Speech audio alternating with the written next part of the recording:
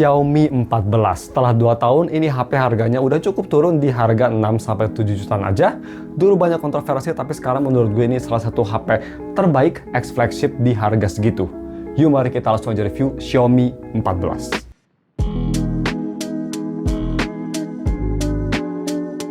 Halo guys, nama gue Stefan dari StefTech dan mari kita langsung aja bahas si Xiaomi 14 ini.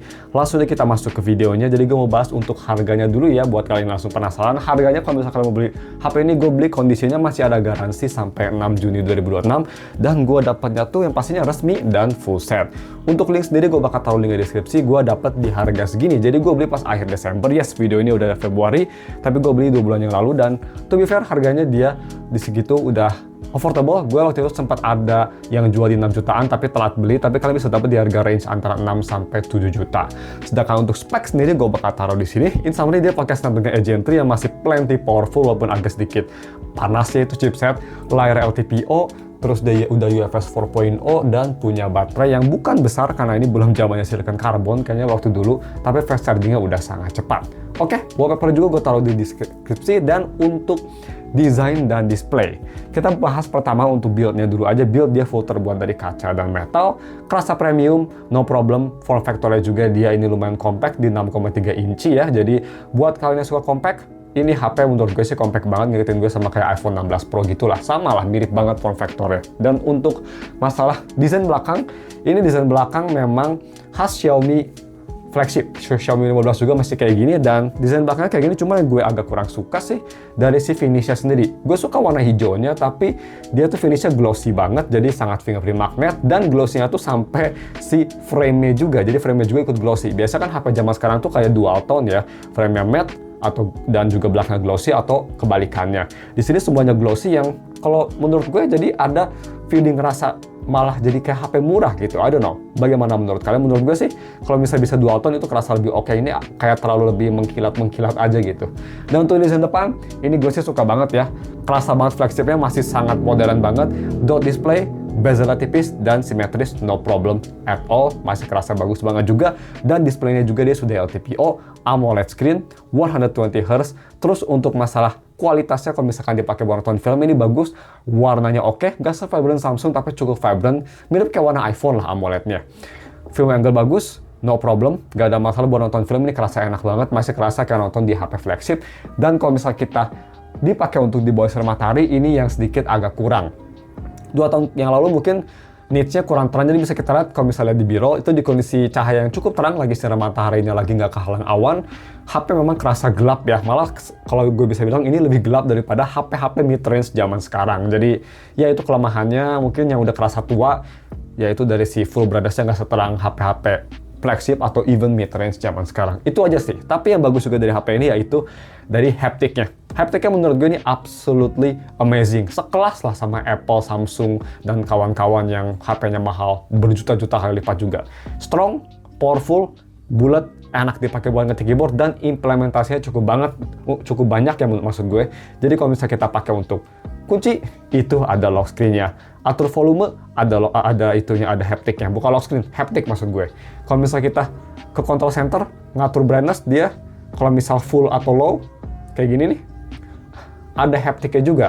Jadi ya, penempatan haptiknya bagus dan haptiknya tuh variasi ya. Strongnya tuh nggak sama semua, jadi kerasa lebih variable, kerasa lebih imersif lah. Jadi nice sih, gue suka.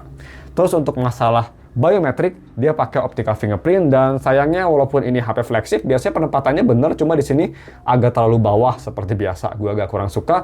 Tapi untuk skatingnya sendiri sih cukup oke, cuma gue rasa kalau misalnya tangan kalian agak terlalu kering, itu harus lebih neken. Jadi gue bisa bilang mungkin fingerprintnya ini nggak sebagus sama HP flagship zaman sekarang ya. Si optical fingerprintnya mungkin nggak se-futuristik atau nggak se-modern optical fingerprint zaman sekarang yang lebih responsif. Tapi ya overall masih bekerja dengan baik sih, asalkan jangan kering banget.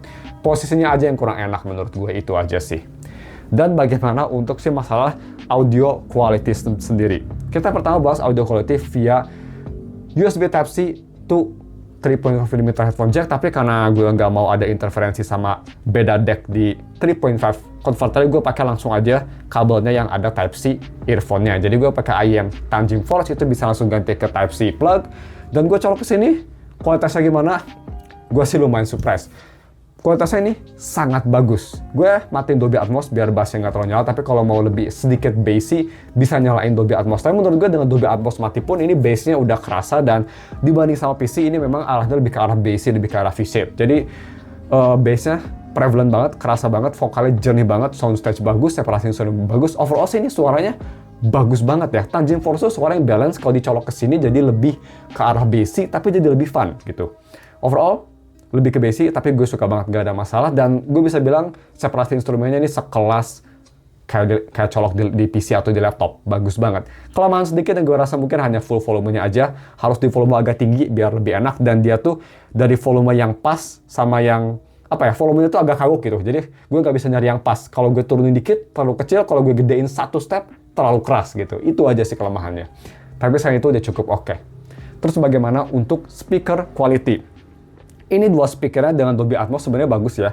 Dia soundstage-nya untuk HP segede Menel ini luas, suaranya lantang, vokalnya jernih, separasi instrumennya bukan yang paling bagus tapi udah cukup oke. Cuma kelemahannya sedikit lack of bass. Jadi kalau misalnya kita dengerin suara orang yang agak high pitch di volume tinggi terutama ya. Kalau volume sekitar medium sih oke, tapi kalau di volume tinggi itu bakal kerasa agak sedikit nusuk. Tapi overall sih masih bagus banget. Dan kalau misalnya mau dibandingin sama BBK Group ya, sama kayak Oppo Find X9 Pro, ini sih masih lebih bagus ya. Mereka memang sampah lah kalau buat speaker, nggak tahu kenapa. Ini masih lebih oke. Jadi ya, untuk sampelnya ini dia speaker testnya, kalian bisa dengerin sendiri aja deh. Check it out. So,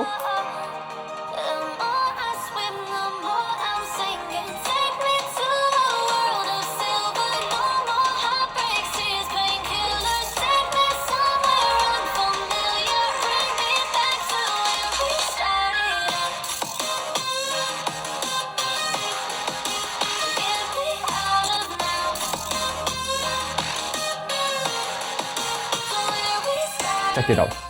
So, kita moving on selanjutnya ke kamera quality. Kamera quality ini menurut gue salah satu aspek paling besar yang menurut gue alasan kenapa HP ini lebih worth it, karena dia juga sekarang kan lebih murah ya dibanding sama misal HP mid-range flagship kayak 15T Pro. Ini lebih murah sekitar 2-3 juta. Ini menurut gue value-nya bagus banget. Speknya sendiri kalian bisa lihat ya, 50 megapiksel semua lensa, dan untuk kamera depan di 32 megapiksel, dan semuanya bisa nge-record di 4K 60, terus bisa 8K juga untuk kamera belakang, dan bisa record di log video. Kelemahannya videonya dia nggak bisa gonta-ganti lensa di 4K 60. Agak menyayangkan sih itu menurut gue, tapi ya mau gimana lagi. Di HyperOS 3.0 juga masih nggak bisa. Kirain gue bisa tohnya.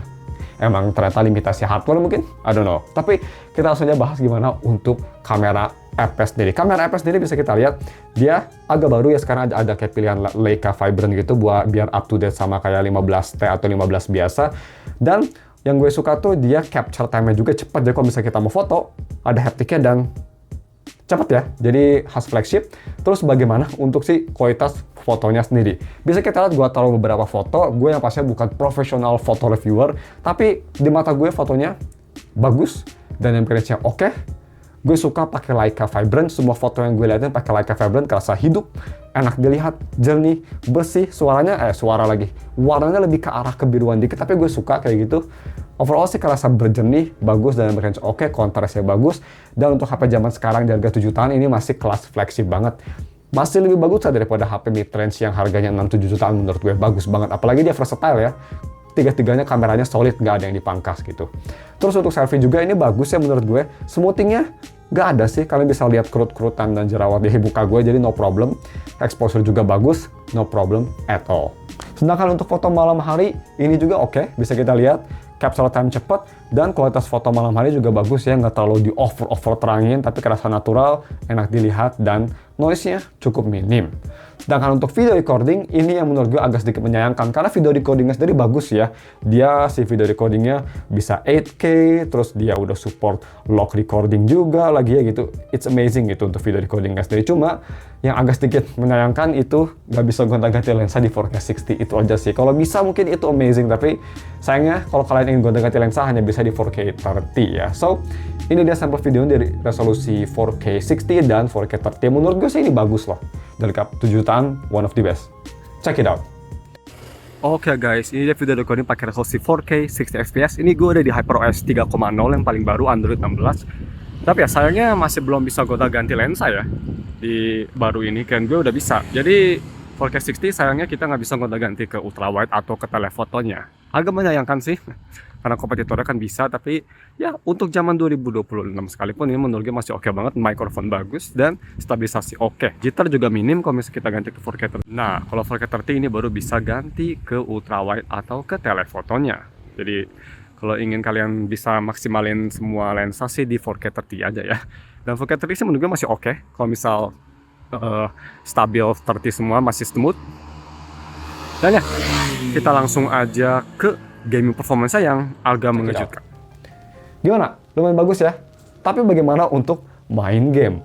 Karena di tahun 2026 ini banyak game yang update-nya besar, seperti Wuthering Wave, dia sudah 3.0, dan itu yang pastinya Lahairoi atau StarTouch Academy terutama itu berat banget. Again, kalau bisa kalian mau lihat video lebih detail gaming testnya, gue udah taruh linknya di deskripsi buat channel yang satu lagi. Jadi hanya ngomongin gaming doang, tapi di sini kita bakal di recap aja. Untuk main game Wuthering Wave, gue coba main di semua rata kanan, gue nyalain Vulkan biar ngebantu performance dikit, gue matiin FSR biar kualitasnya lebih jernih, karena FSR bikin gambar lebih blurry yang pastinya. Dan bisa kita lihat untuk main Wuthering Wave sendiri sih, kalau misalnya kita cuma jalan-jalan di kota StarTouch, FPS-nya memang dia nggak stabil ya, jadi sekitar 40-50-an, tapi masih playable.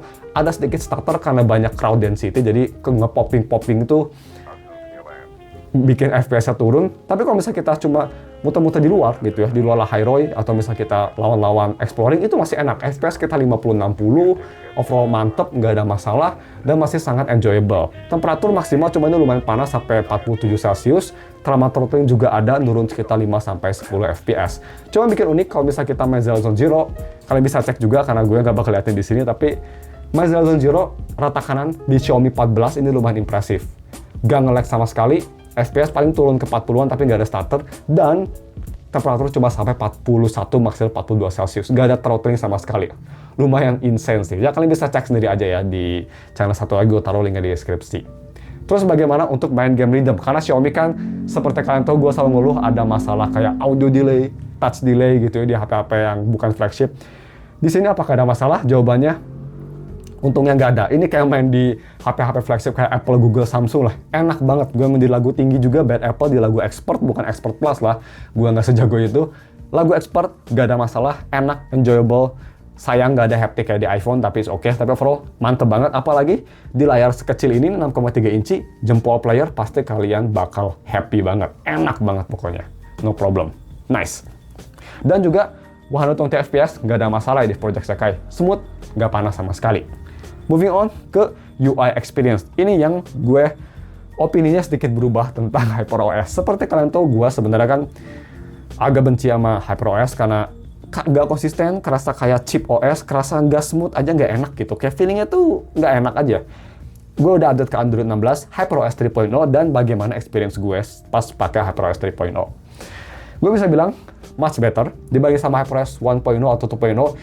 HP-nya ini kerasa lebih konsisten, animasinya kerasa lebih smooth, animasinya juga nggak norak, dan dia nge-upgrade ikonnya yang menurut gue sekarang kerasa lebih oke ya.